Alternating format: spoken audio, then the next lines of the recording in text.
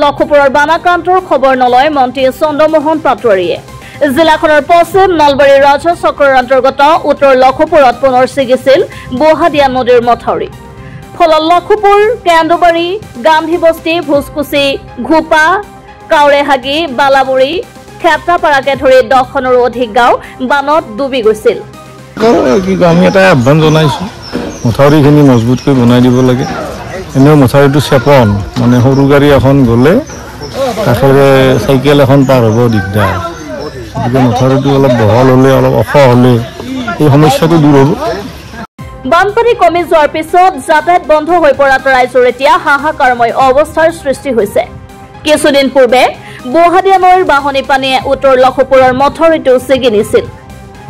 বানপানী এতিয়া নাই, কিন্তু মথাউৰিটো ছিগাৰ ফলত যাতায়াত ব্যৱস্থা ব্যাহত হৈ পৰিছে।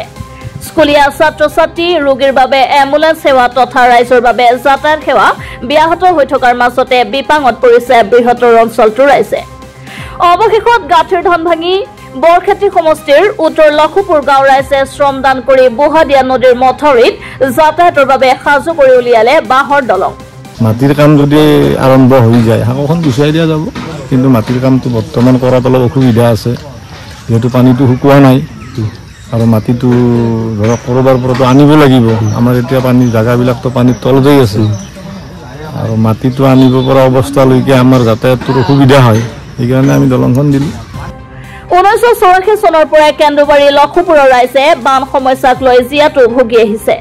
তাৰ পিছতো চৰকাৰীভাৱে আজিলৈকে কোনো ব্যৱস্থা গ্ৰহণ নকৰাত ক্ষোভ ব্যক্ত কৰিছে অঞ্চলটোৰ ৰাইজে। মন্ত্ৰী চন্দ্ৰমোহন পাটোৱাৰীয়ে গৃহ সমষ্টিটোৰ ৰাইজৰ খবৰ নোলোৱা বুলিও ক্ষোভ ব্যক্ত কৰে অঞ্চলটোৰ বানাক্ৰান্ত লোকসকলে। হৈয়ে থাকে, বছৰে বিভাগীয় মানুহবিলাক আহে, জোখমাখ কৰে, পানীৰ পিছতে কামটো কৰিম বুলি কয়, কামটো কিন্তু নহয়।